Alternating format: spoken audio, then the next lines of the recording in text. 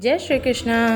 Hello friends, कोमल kitchen में आपका स्वागत है। आज मैं आपके साथ एक नई रेसिपी शेयर करने जा रही हूँ जो है आलू की कचौड़ी, जो कि बच्चों को बड़ों को सबको पसंद आती है। खाने में बहुत ही स्वादिष्ट होती है। तो चलिए मैं आपको बताती हूँ कि आलू की कचौड़ी बनाने में हमें किन किन सामग्री की आवश्यकता है। तो सबसे पहले हम उबले हुए आलू ले लेंगे। तो हमने यहाँ उबले हुए आलू लिए हैं। 5-6 हरी मिर्च महीन महीन कटी हुई ले लेंगे। 1 टेबल स्पून हम खड़ा जीरा लेंगे। 1 टेबल स्पून हम अदरक घिसा हुआ लेंगे। हरा धनिया हम लेंगे और स्वाद अनुसार नमक लेंगे। यहाँ पर हमने कुछ सामग्री हरे धनिया की चटनी के लिए लिया है, जिसकी हम हरा धनिया की चटनी बनाएंगे। तो चलिए सबसे पहले हम मैदे का डो बना लेते हैं, जो कि हमने 250 ग्राम लिया है। 1 टेबल स्पून हमने अजवाइन लिया है।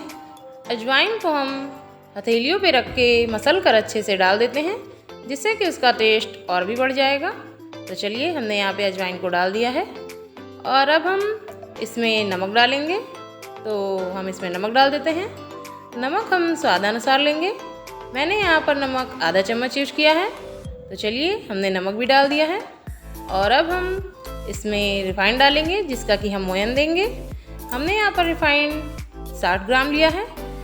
250 ग्राम मैदे में हमने 60 ग्राम रिफाइंड का यूज किया है। तो चलिए अब हम इसमें रिफाइंड डाल देते हैं, जिसका कि हम मोयन देंगे।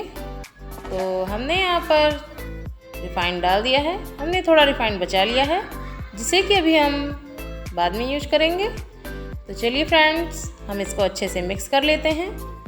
तो हमने हाथों से इसे अच्छे से मिक्स कर लिया है और अब हम बचा हुआ रिफाइंड भी इसमें डाल देते हैं। तो चलिए देखिए, हमने बचा हुआ रिफाइंड भी इसमें डाल दिया है और इसे अच्छे से मसल कर हमने देख लिया है। अब इसको हम अपनी मुट्ठी में दबा कर देखते हैं। अगर ये लड्डू के आकार का बन जाता है तो जान लीजिए कि हमारा मोयन अच्छे से पड़ चुका है। तो चलिए अब हम इसमें थोड़ा थोड़ा पानी डालकर इसको अच्छे से गूंद लेते हैं। इसका एक अच्छा सा डो बना लेते हैं। तो हम इसमें थोड़ा और पानी डालते हैं और इसको एक अच्छा सा डो बनाकर तैयार कर लेते हैं। तो देखिए फ्रेंड्स, हमने इसे हाथों से अच्छे से गूंथ लिया है और इसका एक अच्छा सा डो बनाकर तैयार कर लिया है। तो देखिए कितना अच्छा डो बनकर तैयार हुआ है। हमको इसी तरह से इसका डो बनाना है और अब हम इस पर थोड़ा सा रिफाइंड या घी हाथों में लगाकर डो पे लगा देंगे। देखिए हमने इस पे लगा दिया है डो पे और अब हम इसको 10 से 15 मिनट के लिए ढककर रख देंगे सेट होने के लिए। तो चलिए हमने इसे रख दिया है, ये अच्छे से सेट हो जाए। तब तक हम अपने आलू का मसाला तैयार कर लेते हैं। चलिए हम आलू को हाथों से मैश कर ले रहे हैं। आप चाहें तो इसे मैशर की मदद से मैश कर सकते हैं या फिर कांटे वाले चम्मच से भी मैश कर सकते हैं। तो मैंने यहाँ पर इसे हाथों से मैश किया है। देखिए कितने अच्छे से हो गया है। और अब हम इसमें 1 टेबल स्पून खड़ा जीरा डाल देते हैं। तो हमने इसमें 1 टेबल स्पून खड़ा जीरा डाल दिया। 1 टेबल स्पून हम इसमें हरी मिर्च कटी हुई डाल देते हैं। 1 टेबल स्पून हमने ग्रेट किया हुआ अदरक डाल दिया है और अब हम कुछ हरा धनिया डाल दे रहे हैं और स्वाद अनुसार इसमें नमक डाल देते हैं। तो चलिए हमने इसमें सारी सामग्री को डाल दिया है और अब हम स्पून की मदद से इसे अच्छे से मिला दे रहे हैं। तो देखिए हमारा मसाला कितने अच्छे से बनकर तैयार हो गया है और अब हम धनिया की चटनी को पीस लेते हैं।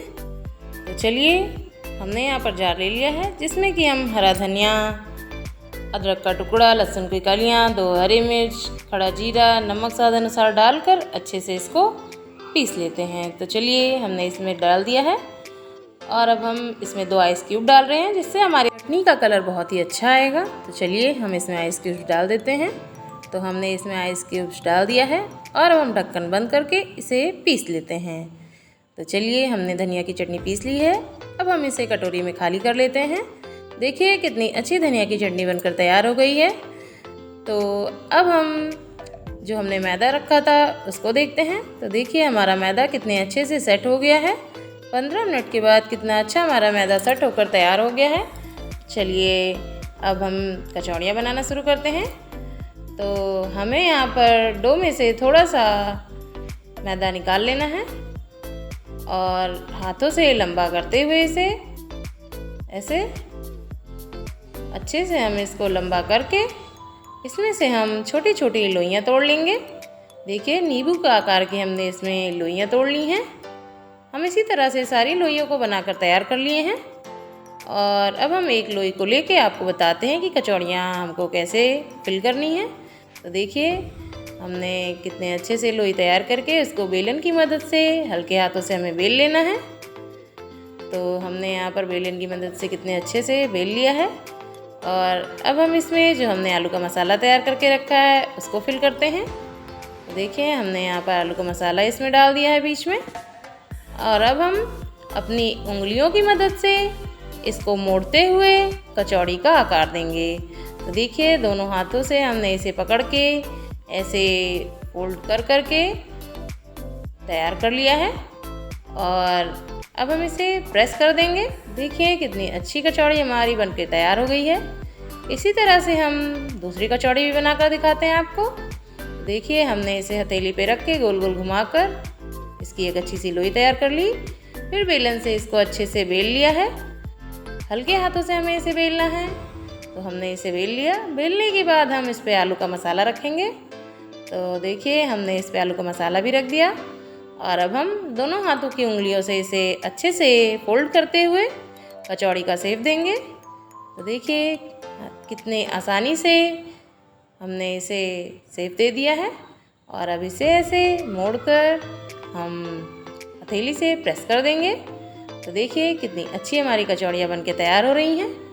आप अगर चाहें तो बिना बेले भी कचौड़ियों को बना सकते हैं। तो देखिए मैं आपको ये भी बता देती हूँ। आप ऐसे उंगलियों की मदद से इसे घुमाते हुए कटोरी का शेप दीजिए। फिर इस पे आप आलू का मसाला डाल दीजिए। तो देखिए अब इसमें मैंने आलू का मसाला डाल दिया। और फिर इसे उंगलियों की मदद से घुमाते हुए राउंड राउंड हम कचौड़ी का शेप दे देंगे। तो देखिए कितने आसानी से हमारी कचौड़ी जो है वो बनकर तैयार हो गई है। अब हम इसे प्रेस कर देते हैं हथेलियों की मदद से। तो हमारी कचौड़ी बिना बेले भी तैयार हो गई है। इसी तरह से मैं दूसरा भी आपको बना के दिखाती हूँ। तो देखिए कितने आसानी से कचौड़ियाँ बन जाती हैं। आप चाहें तो बेल कर बनाइए, चाहे तो बिना बेले बनाइए। तो देखिए फिर हमने आलू का मसाला इस पर रख लिया और इसको अपनी उंगलियों की मदद से फोल्ड करते हुए कचौड़ी का शेप दे देंगे। देखिए कितनी आसानी से ये फोल्ड हो गई। और अब हम इसे प्रेस कर देते हैं। तो हमने इसे हथेली की मदद से प्रेस कर दिया और हमारी कचौड़ियाँ बनके तैयार हो गई। देखिए अब हमने गैस पे कढ़ाई रख दी है, गैस ऑन कर दिया। कढ़ाई में हमने तेल डाल दिया है। तेल गर्म हो जाने के बाद हम इसमें कचौड़ियों को फ्राई करेंगे जो कि हमने बनाकर तैयार करके रखी हुई हैं। तो देखिए हमारे जो तेल है वो गर्म हो चुके हैं। जो हमने कचौड़ियाँ बनाई हैं अब उसको हम फ्राई कर लेते हैं। तो चलिए अब हम इसमें कचौड़ियाँ डालना शुरू करते हैं। कचौड़ियाँ बनाते समय या फ्राई करते समय हमें गैस का फ्लेम जो है वो मीडियम ही रखना है, जिससे कि हमारी जो कचौड़ियाँ हैं वो अच्छे से पक जाएं, अंदर से भी और बाहर से भी। तो हमने गैस का फ्लेम मीडियम कर दिया है। और देखिए हमारी कचौड़ियाँ सिक कर कितने अच्छे से ऊपर आ गई हैं। अब हम इसे पलट देते हैं। तो चलिए हम इन्हें पलट देते हैं। हमने सारी कचौड़ियों को पलट दिया है और मीडियम फ्लेम पर करके हमें इन्हें पकाना है। तो देखिए कितनी अच्छी कलर आ रही है हमारी कचौड़ियों की, कितने अच्छे से हमारा कचौड़ी सिक रहा है।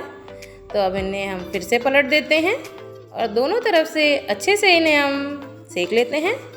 तो देखिए कितना अच्छा कचौड़ी बनके तैयार हो रहा है। आलू का कचौड़ी खाने में बहुत ही स्वादिष्ट लगता है। तो चलिए कचौड़ियाँ तैयार हो गई हैं। अब हम इन्हें प्लेट में निकाल लेते हैं। तो हमने सारी कचौड़ियों को प्लेट में निकाल लिया है। और अब हम जो हमने और कचौड़ियाँ फिल करके रखी हुई हैं उन्हें भी फ्राई कर लेते हैं। तो देखिए कितनी अच्छी कचौड़ियाँ हमारी बनकर तैयार हुई हैं। तो अब हम दूसरी कचौड़ियाँ डालना शुरू करते हैं जिसे हमने बना के रखा हुआ है।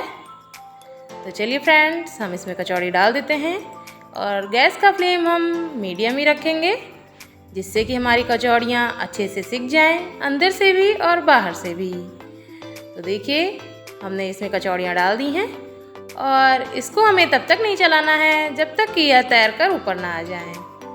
तो चलिए हम इन्हें ऐसे छोड़ देते हैं। देखिए ये तैर कर अब ऊपर आ गई हैं और अब हम इन्हें पलट देते हैं।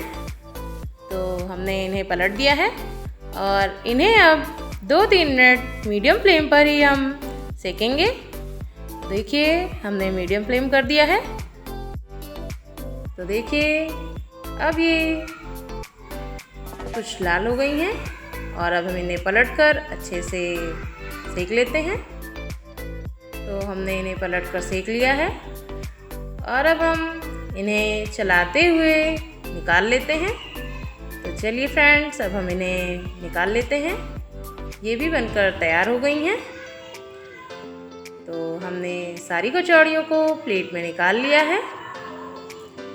तो देखिए कितनी अच्छी कचौड़ियाँ बनकर तैयार हुई हैं। और अब हम चलते हैं प्लेटिंग की ओर। तो चलिए, हमने हरे धनिया की जो चटनी बनाई है उसे रख लेते हैं और अपनी कचौड़ियों को प्लेट में निकाल लेते हैं। तो देखिए फ्रेंड्स, कितनी अच्छी कचौड़ियाँ बनकर तैयार हुई हैं। और आप भी बनाइए और खाइए आलू की कचौड़ियाँ। तो अगर आपको हमारा यह वीडियो पसंद आया हो तो प्लीज़ हमारे चैनल को लाइक शेयर सब्सक्राइब कीजिए। मिलते हैं नेक्स्ट वीडियो में। जय श्री कृष्णा।